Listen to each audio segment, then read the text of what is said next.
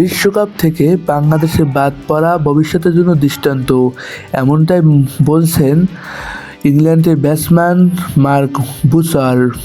বাংলাদেশ টি-20 বিশ্বকাপ থেকে বাদ পড়া ভবিষ্যতে বৈশ্বিক টুর্নামেন্টগুলোর জন্য একটি দৃষ্টান্ত হওয়া উচিত, যাতে খেলাটির স্বচ্ছতা মর্যাদা রক্ষা করা যায়। ভারতের নিরাপত্তার সংখ্যা বিশ্বকাপ না খেলার কথা জানিয়েছিল, 4 জানুয়ারি আইসিসি ভেন্যু বদলে অনুরোধ করেছিল বাংলাদেশ ক্রিকেট বোর্ড বিসিবি। 21 জানুয়ারি বোর্ড সভার পর আইসিসি জানায় বাংলাদেশের পূর্বসূচি অনুযায়ী ভারতে খেলতে হবে, কিন্তু বাংলাদেশের নিজেদের অবস্থান অটল থাকে, যে কারণে আইসিসি বাংলাদেশের বদলে স্কটল্যান্ডকে আমন্ত্রণ জানায়। কিন্তু এমনটা শুধু বাংলাদেশের ক্ষেত্রেই হয়, অন্য কোনো দেশের ক্ষেত্রে নয়।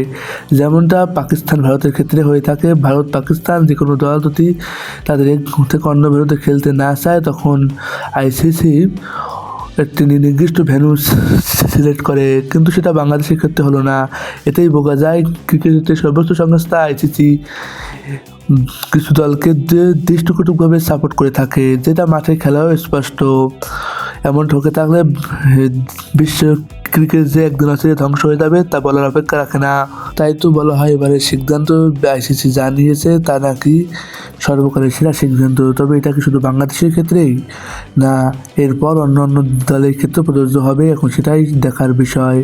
কিন্তু সময় আসলেই যে বা ভারত কিন্তু পাকিস্তানের মতন দেশগুলোর বিপক্ষে এমন সিদ্ধান্ত নেবে না আইসিসি, সেটা ধরে নেওয়া যায়। এমনটা যদি সত্যি হতে থাকে, তবে যে বিশ্বে একটি অন্যতম জনপ্রিয় খেলা ক্রিকেট, সেটা অচিরে ধ্বংস হয়ে যাবে, এটা বলা অপেক্ষা রাখে না। কারণ সব দল যদি মাঠে সমান সাপোর্ট আর সুযোগ না পায়, তবে সেই খেলা বা সেই জিনিস কোনো দিনই টিকে থাকে না।